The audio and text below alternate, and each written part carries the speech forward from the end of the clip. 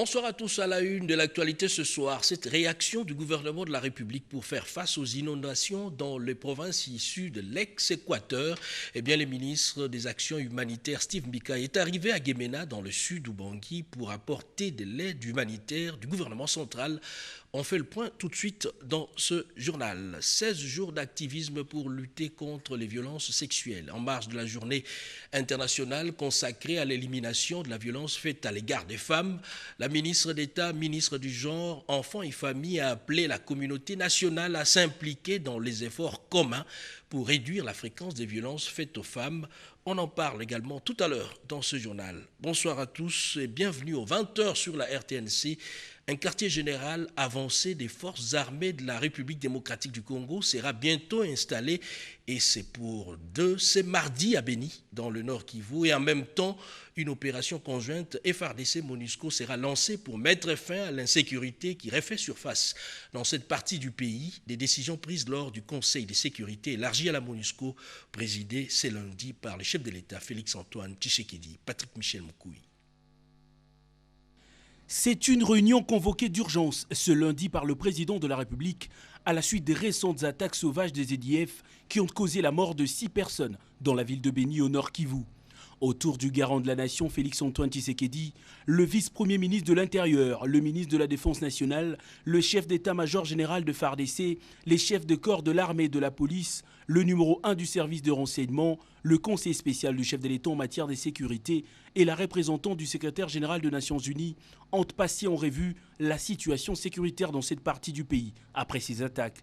Après quelques heures de discussion, la réunion du Conseil de sécurité élargi à la MONUSCO laisse filtrer ses premières décisions.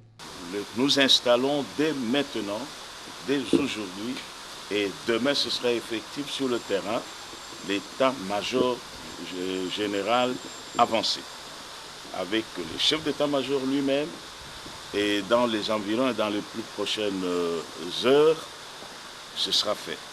Et dans les plus prochains jours, le chef, le vice-premier ministre et ministre de l'Intérieur de la Sécurité pourra être aussi de passage par là. Le seul point à l'ordre du jour, la paix immédiate à Béni et dans les environs et partout. Et cette paix, nous l'obtenons avec la force de tout le monde, l'appui de tout le monde, les civils, la société civile, les élus du peuple et nous-mêmes. Nous l'obtenons aussi avec l'appui de la MONUSCO, appui que nous estimons utile. Concernant les actes de vandalisme posés en représailles par la population de Béni dans les installations de la MONUSCO et autres bâtiments publics, Leila Zerougui, qui condamne les faits, rassure les Kivussiens en particulier et les Congolais en général que la MONUSCO demeure le partenaire privilégié du pays dans les processus du maintien de la paix. Je dis à la population de Béni que je comprends leur colère, que je compatis parce que c'est une population qui a beaucoup souffert, qui a subi beaucoup de pertes, qui est déstabilisée, mais on ne peut pas réussir à la protéger et à soutenir nos partenaires du gouvernement et des FARDC si on devient nous-mêmes une cible. On ne veut pas qu'on soit la cible, on veut qu'on soit ensemble, on veut qu'on travaille ensemble pour réduire la menace jusqu'à la finir. Le Conseil de sécurité, a dit le ministre de la Défense, a mis en place de stratégies qui rassemblent tous les ingrédients de sorte que la paix revienne très vite dans cette partie du pays. Pour rappel, Béni s'est réveillé en pleurs ce lundi après des tueries barbares perpétrées par les rebelles EDF en débandade à la suite de l'offensive généralisée que mènent les FARDC ces dernières semaines. Et qu'est-ce qui s'est passé réellement dans la ville de Béni? La situation reste préoccupante. Et ceci dit, après avoir incendié la mairie de cette ville, les manifestants qui protestent contre ce qu'ils qualifient de passivité de la MONUSCO face à la montée de l'insécurité dans cette région s'en sont pris à une base, justement de la MONUSCO.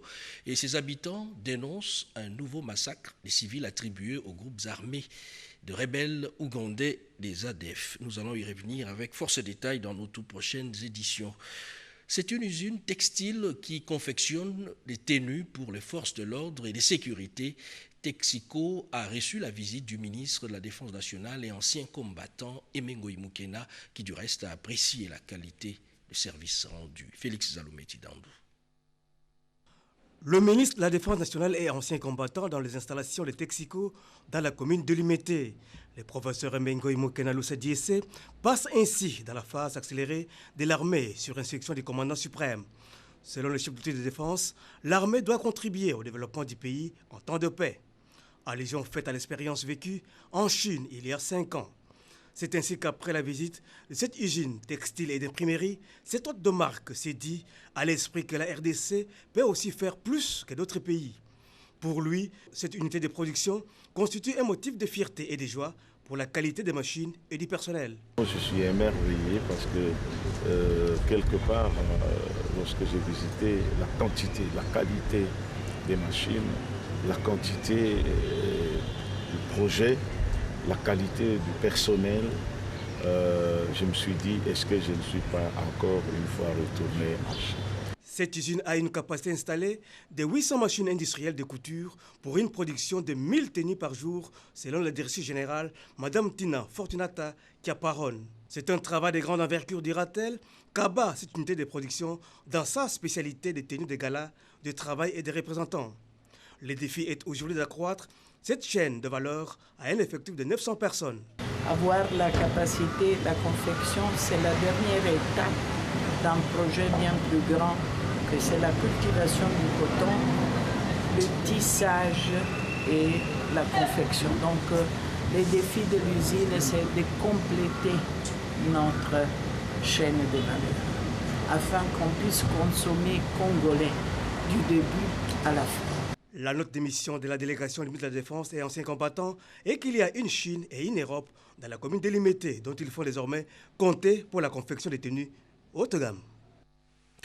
Situation sécuritaire dans le Nord Kivu, eh bien la province du Kasaï central, elle, est sous la menace d'une rupture en produits alimentaires de première nécessité.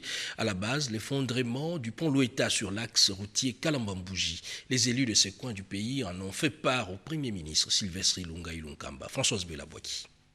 La ville de Kananga en proie à des graves érosions. Les élus du Kasaï central sont venus attirer l'attention du chef du gouvernement sur cette menace. À cela s'ajoute l'affaissement du pont Loueta, avec comme risque la rupture d'approvisionnement de la province à partir de l'Angola. Nous avons soulevé le problème de la relance des travaux de la centrale hydroélectrique de Katende. Nous avons soulevé aussi le problème de route. En sus, la voirie urbaine avec 4 ravins qui risquent de faire disparaître la ville de Kananga. Nous avons aussi soulevé le problème de routes de dessert agricole pour arriver à approvisionner les centres de production. Nous avons soulevé aussi le problème de l'insécurité alimentaire qui sévit au Kasaï central. Et là, nous avons sollicité un appui à la relance de l'agriculture pour que la deuxième saison soit une réussite et même la première saison pour éviter des catastrophes dans l'avenir.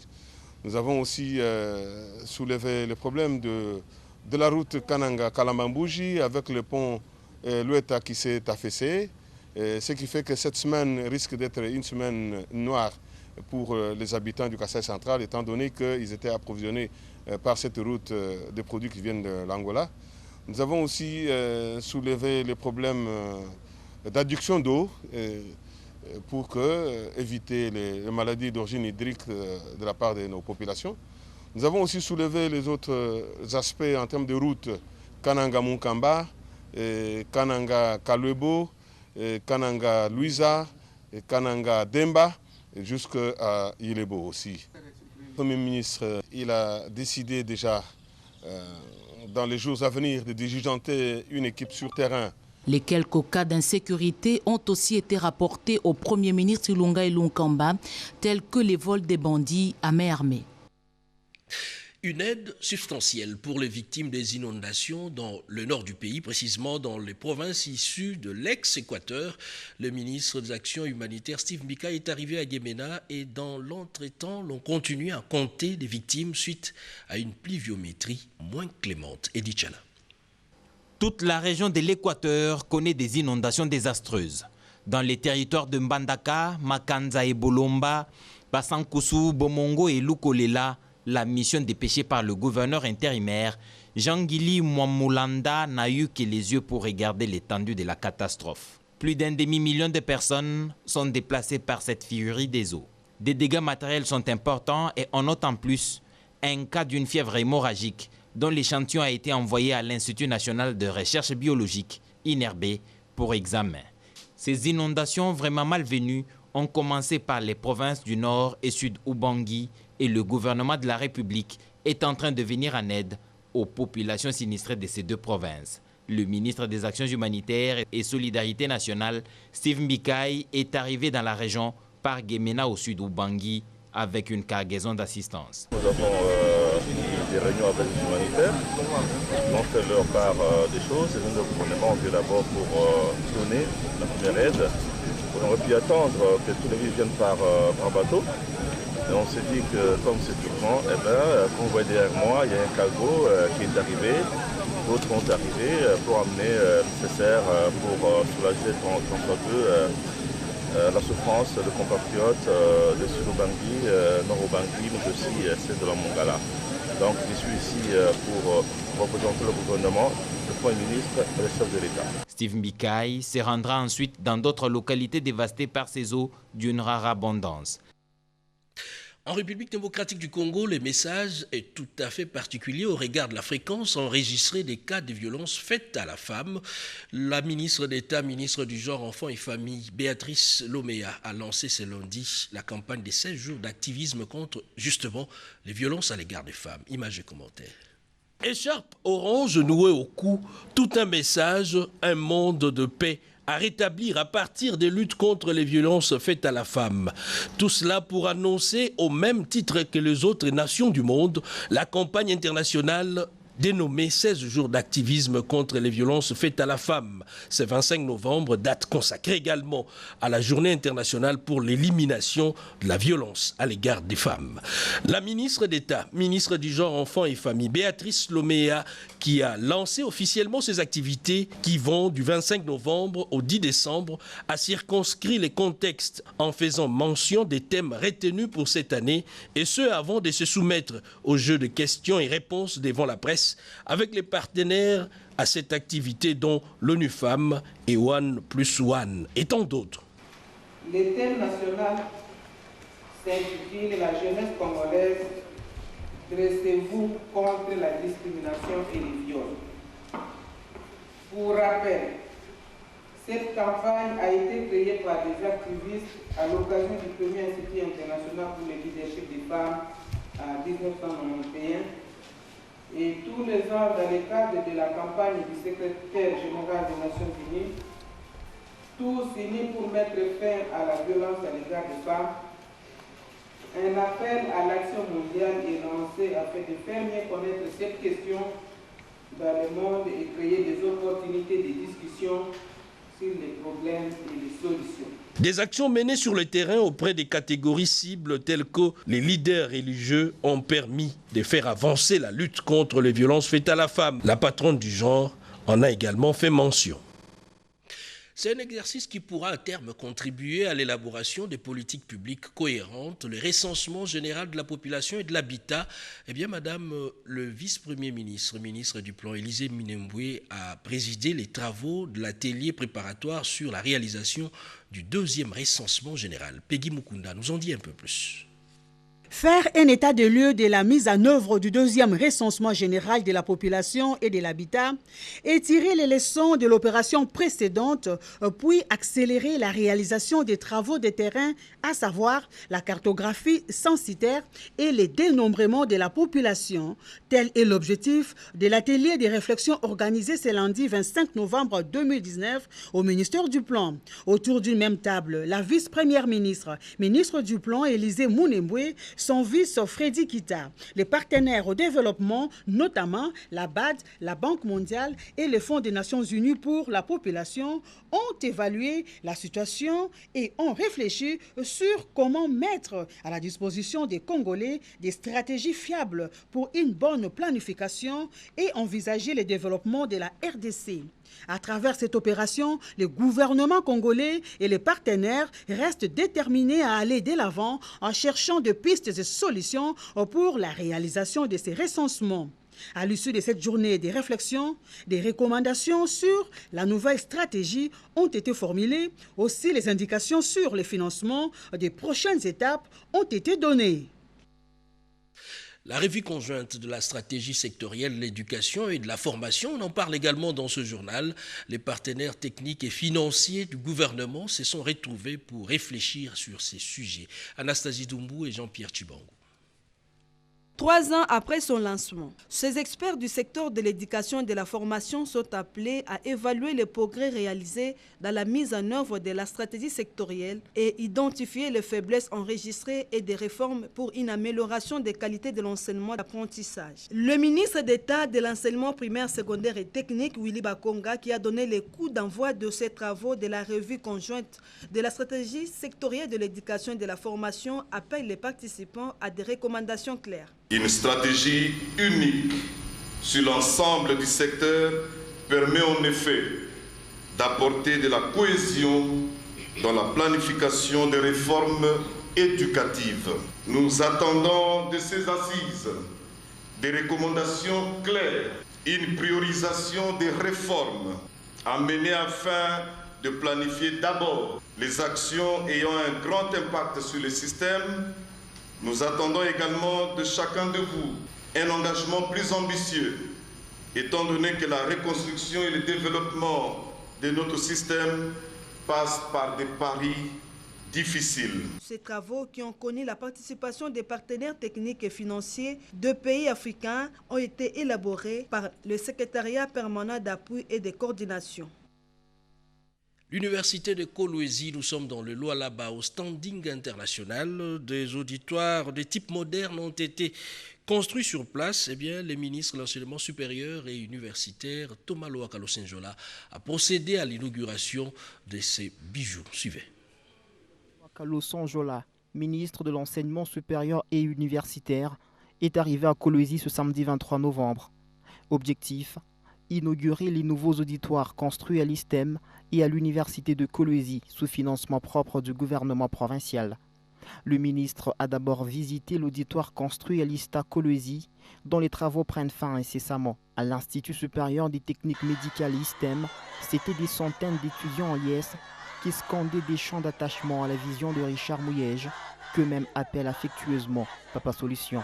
Ici, le ministre a coupé le ruban symbolique. C'est finalement à l'université de Kolwezi que la grande cérémonie de l'inauguration de 2 auditoires modernes a eu lieu. Des auditoires qui ont vu le jour grâce à une politique managériale que Richard Mouyège a su imprégner à son gouvernement. Le recteur a fait un état de lieu de l'université avant la prise de parole de Richard Mouyège Manguinzmans. Et le souci, comme vous pouvez le constater, c'est de préparer la relève pour nous rassurer que l'élan de développement que nous créons aujourd'hui sera soutenu et renforcé. Ce qui nous impose comme préalable de parfaire la formation de nos jeunes. Un véritable passionné de l'excellence, le gouverneur a dans le souci de rendre performants les animateurs des cours à l'université de Kolwezi, payé des frais de recherche aux chefs des travaux, dont certains sont en pleine rédaction de leur thèse. Il a également remis des jeeps toutes neuves aux recteurs des universités et aux responsables des institutions supérieures. Après la coupure du ruban symbolique, le ministre et sa délégation ont palpé du doigt l'unicité technologique de ces auditoires. Une communication par téléconférence avec le professeur Prince Kaoumba depuis Kinshasa a été établie. Très impressionné parce que là on est à la pointe de la technologie. Aujourd'hui il est possible donc avec pas seulement la qualité de l'auditoire mais la qualité aussi des installations qui ont été faites. Des étudiants peuvent suivre des cours à partir de tous les points du globe. Un professeur à l'université de Boston peut donner des cours directement ici à Kolwezi. Là, nous venons de vivre une expérience en direct, malgré les temps qu'il fait à l'extérieur, mais on a suivi pendant plus de 45 minutes l'exposé magistral du professeur Kaumba à partir de Kinshasa. Donc, le système est opérationnel.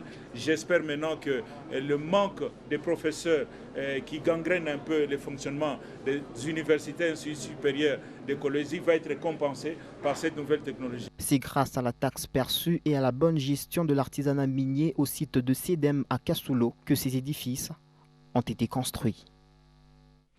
De l'électricité pour tous, eh bien le gouvernement y travaille. Le vice-ministre des Ressources hydrauliques a lancé à Mictoaba les travaux de construction de la centrale hydroélectrique sur la rivière Sompoué. Mireille Ndeke était sur place et suivait également d'autres activités de membres du gouvernement à travers ses condensés.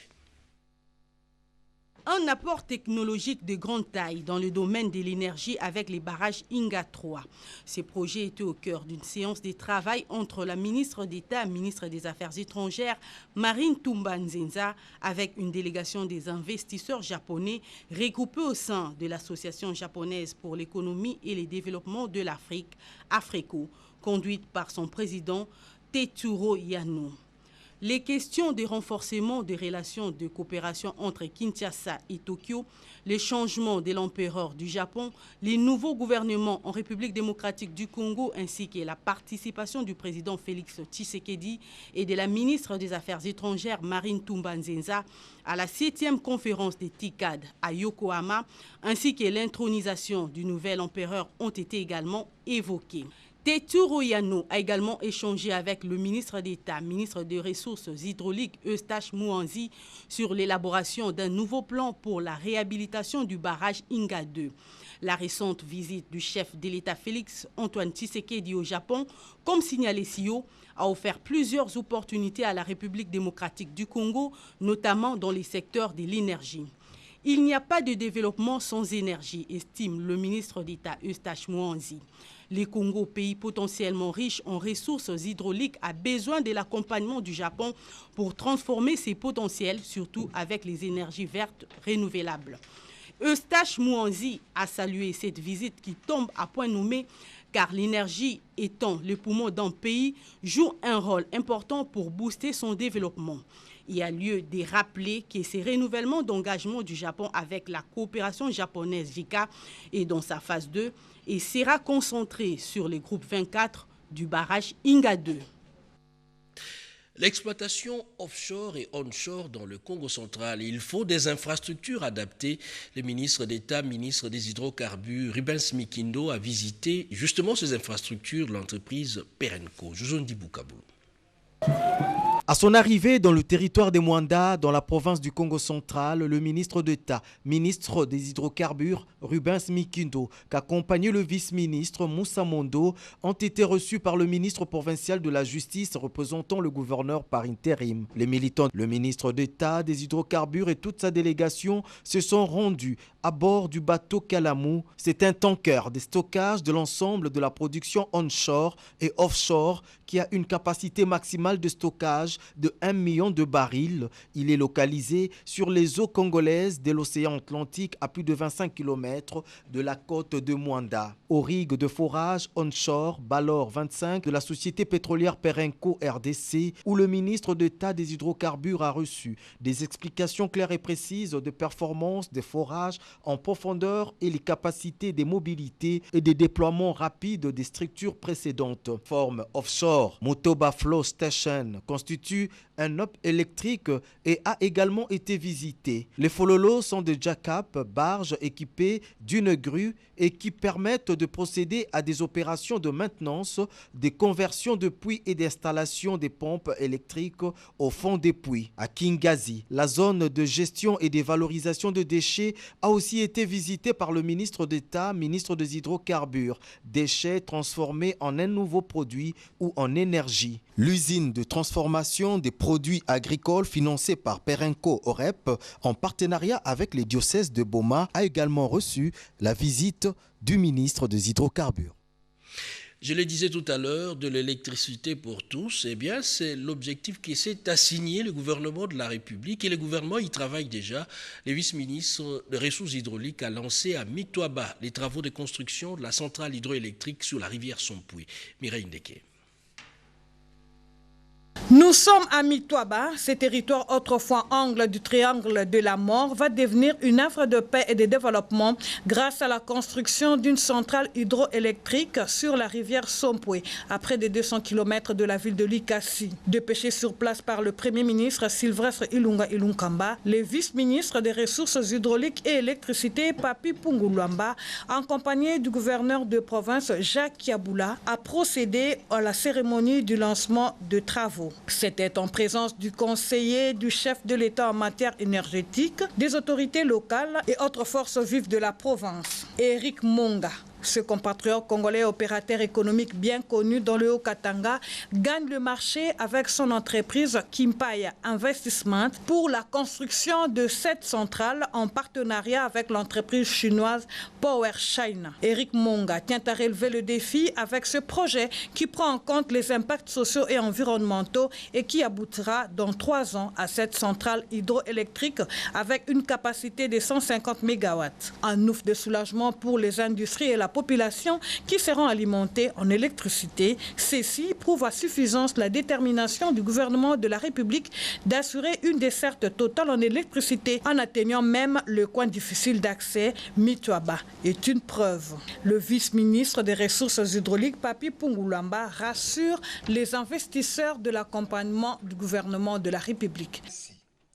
Je puis vous assurer du soutien de l'État congolais à travers le gouvernement de la République, sous la conduite de son Excellence, Monsieur le Premier ministre et chef du gouvernement, Excellence Sylvestre Ilunga Ilunkamba, qui fait de l'amélioration substantielle de la desserte en électricité son cheval de bataille, facteur majeur du développement socio-économique de la République démocratique du Congo. Et ce, conformément à la vision de son Excellence, Monsieur le Président de la République, chef de l'État, Félix Antoine Tshisekedi Tshilombo. Vision partagée dans le cadre de la coalition FCC Cash avec son excellent Joseph Kabila Kabange. De son côté, le gouverneur a invité la population à appuyer cette initiative qui donnera les emplois et favorisera le développement de ces territoires avec la venue de plusieurs investisseurs. C'est en prélude de la 14e réunion régionale africaine initiée par le Bureau international du travail. Eh bien, à Kinshasa, le ministre d'État, ministre de l'Emploi, Travail et Prévoyance sociale, Néné Nkulu-Ilunga, a lancé un atelier préparatoire à Nimbalaga. C'est en prélude de 14e réunion régionale africaine que la ministre d'État, ministre de l'Emploi, Travail et Prévoyance sociale, Néné Ilunga Nkulu, a lancé cet atelier pour renforcer les compétences des mandats tripartites de la zone. Un atelier organisé par le bureau du BIT. Ici, les participants vont passer en revue l'agenda de la réunion, discuter sur des progrès réalisés depuis la réunion régionale d'Addis Abeba à travers le rapport du directeur général et d'échanger sur les diverses questions d'intérêt concernant le monde du travail pour la sous-région. J'espère et je suis même convaincue que les réflexions seront très profondes pour déboucher sur des solutions durables relatives à l'avenir du travail sur le continent et ce pour le bonheur de nos peuples respectifs. Je déclare ouvert les travaux de l'atelier de préparation de la 14e réunion régionale africaine. Notons que c'est tous les 4 ans que la réunion régionale africaine de l'Organisation internationale du travail regroupe l'ensemble des acteurs politiques, économiques et sociaux des pays de la région. La 14e réunion régionale africaine aura lieu à Abidjan, la capitale de la Côte d'Ivoire, du mardi 3 au vendredi 6 décembre 2019. Un nouveau président pour assumer l'intérim à la tête de l'Alliance pour la bonne gouvernance. Une formation politique du Front commun pour le Congo, Jean-Pierre Passisa-Pamba prend le commande à la place de Jonathan Bialoussou-Kawata, ministre de la Pêche et Élevage. On en parle à travers ses commentaires. Comme à chaque rassemblement, les militants de l'Alliance pour la bonne gouvernance répondent toujours présents et en nombre. Jonathan Bialoussou-Kawata, appelé à assumer d'autres charges de l'État, notamment en tant que ministre de la Pêche et Élevage, transmet les flambeaux à l'élu du peuple Jean-Pierre Passisa-Pamba désormais président national intérimaire de la BG. Ancien du parti ainsi Rémi, Jean-Pierre Passisa-Pamba promet de maintenir l'envol observé au sein de cette formation politique. C'est une manifestation spontanée organisée par les membres du parti à l'honneur de leur président, nommé membre au gouvernement comme ministre de la Pêche et l'Élevage. Et vous voyez que c'est la famille FCC qui se réjouit ici pour cette nomination.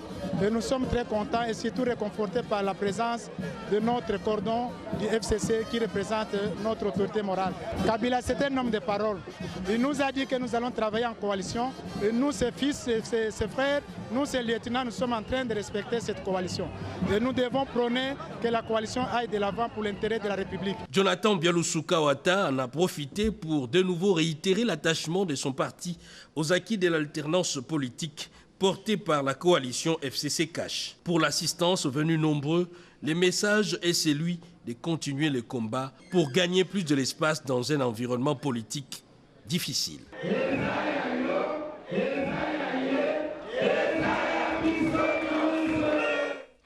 Et dans l'entretemps, le président du conseil d'administration de l'Office congolais du contrôle poursuit sa visite d'inspection des services dans les provinces issues de l'ex-Katanga. Ce dernier est arrivé dans le Lualaba, précisément dans la ville de Kolwezi. Jacques Tubobameji. Après la ville de Likasi, la délégation conduite par le président du conseil d'administration de l'Office congolais des contrôles s'est rendue dans la province du Lualaba.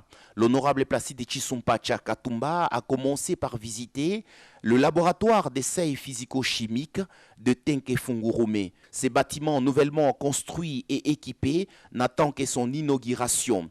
Puis s'en suivra également la visite du laboratoire de Kolwezi qui doit être déplacée dans le jour à venir, la visite de la concession où sera érigé le bâtiment administratif et le labo de l'OCC. Le PCA de l'OCC Placide Tshisumpa Katumba a aussi inspecté les différents services au bâtiment administratif. Ma mission consistait à me rendre compte de tous les problèmes qui se posent dans ces différentes agences en vue de pouvoir prendre les décisions au sommet de l'entreprise qui cadrent avec les réalités sur terrain.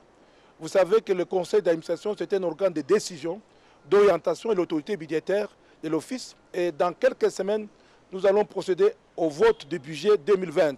Et on ne peut pas procéder au vote du budget sans que je me rende compte des problèmes qui se posent, en vue de me permettre de donner les assignations aux différentes entités à partir des réalités ou des difficultés qu'ils ont soulevées. Les 2 séances de travail que le PCA a eues d'abord avec les agents et cadres et ensuite avec les femmes ont tourné autour de défis à relever pour la bonne marche de l'OCC.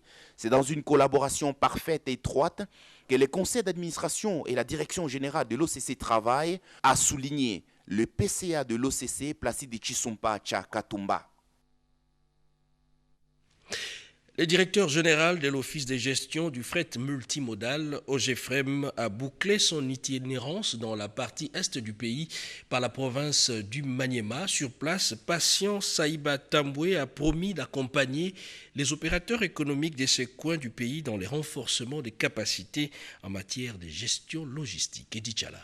Malgré la météo peu clémente, le directeur général de l'Office de gestion du fret multimodal OGFREM, Patient Saïba Tamboué, a mis le cap sur Kindu dans le Maniema pour boucler son itinérance dans le Grand Kivu.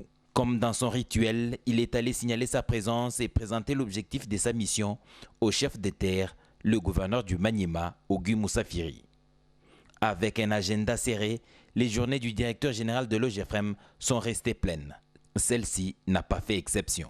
Aux opérateurs économiques et déclarants en douane du Maniema, Patient Saïba Tamboué a étalé les avantages des fiches électroniques, des renseignements à l'importation ferry, à l'exportation ferreuse et l'attestation de destination AD dans la sécurité de marchandises et dans la maximisation des recettes du trésor public. Pour une province enclavée comme le Maniema, l'OGFREM de Patient Saïba Tamboué peut être d'un grand apport. Le problème de logistique au niveau du Maniema se pose avec acuité parce qu'en fait c'est une province enclavée. Nous devons donc doter les opérateurs économiques et les déclarants en douane du Maniema des outils ou des capacités nécessaires pour qu'ils puissent jouer leur rôle dans l'économie de cette province et partant dans l'économie du pays. Donc j'ai pris l'engagement en tant que DG de l'OGFREM d'aider les opérateurs économiques du Maniema et les déclarants en douane qui sont donc leurs conseillers techniques dans le domaine des dédouanements pour qu'ils puissent prendre part à plusieurs réunions, notamment du corridor nord, du corridor central. Ça ne fera que du bien à l'économie de la province du Maniema. Un bon scientifique, il affectionne les milieux universitaires. Le directeur général de l'OGFREM a visité l'université Mapon, qui est un couvoir des compétences pour l'avenir du pays. À l'agence de l'OGFREM Kindu, c'est une litanie des problèmes que le chef d'agence lui a présentés. Des solutions. Patience Aïba Tamboué les avait dans sa gibecière. Un véhicule est en cours d'acheminement. Et en ce qui concerne les autres questions résiduelles, les instructions ont été données aux différents directeurs qui composaient sa délégation pour des réponses appropriées. L'ISIPA fête ses 44e année d'existence et sur ces, l'heure est à l'introspection mais aussi à établir les perspectives d'avenir. On en parle à travers ces reportages. Novembre 1975, 15 novembre 2019, jour pour jour, l'Institut supérieur d'informatique, programmation et analyse ISIPA totalise 44 ans d'existence. Et pour célébrer ses 44e anniversaire avec FAS, le premier établissement expert en informatique et réseau en RDC a organisé les tournois sportifs. Son président, directeur général Martin Ekanda, accompagné son épouse Rufine Louyeye, a associé toute l'administration, ces anciens étudiants qui ont accepté de faire confiance en cette institution qui forme les meilleurs informaticiens du pays. C'était une occasion pour Martin Ekanda de vanter l'expertise de son établissement qui déverse chaque année des centaines de récipiendaires formés dans plusieurs filières, entre autres en informatique de gestion, en technique de maintenance, en administration et réseau de télécommunications, en intelligence artificielle, en génie logiciel pour ne citer que celle-là. Pour lier l'utile à l'agréable, plusieurs activités ont été organisées dans le cadre de la célébration de ce 44e anniversaire de l'ISIPA. C'est dans ces contextes qu'il faut placer les tournois de football, judo, karaté et boxe qui a opposé les anciens étudiants aux journalistes de Lingala Facile. Les activités sportives se poursuivent en marge de cette célébration. Dans les prochains jours, un match de football va opposer les agents de la RTNC à ceux de l'ISIPA. Les gagnants de ces tournois bénéficieront des différents prix, une surprise du promoteur pour encourager les participants.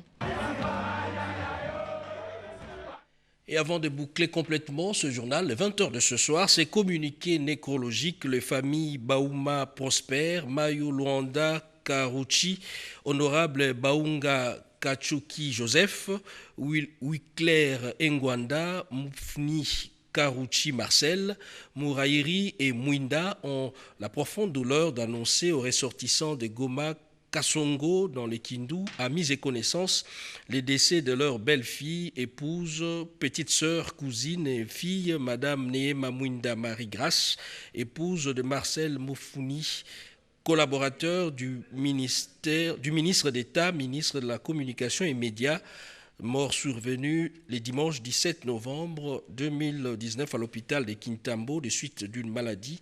Les programmes des obsèques se présentent comme suit. Mardi 26 novembre 2019, 10h, levée du corps de la morgue de l'hôpital général des références de Kinshasa, ex-Mamayemo, suivi de l'exposition du corps dans la salle Les Pachas sur route Matadi en face de la paroisse Saint-Ignace, cité verte commune de Mongafula.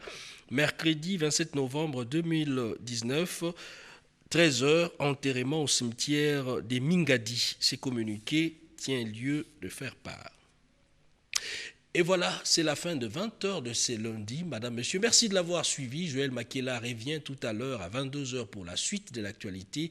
Et juste après ce journal, vous suivrez en page spéciale l'inauguration du Musée national par le président de la République, mais aussi une grande mission de la SNEL pour la centrale de Montbaïmbongo en pleine réhabilitation. On va en parler tout à l'heure après ce journal. Madame, Monsieur, bonsoir chez vous.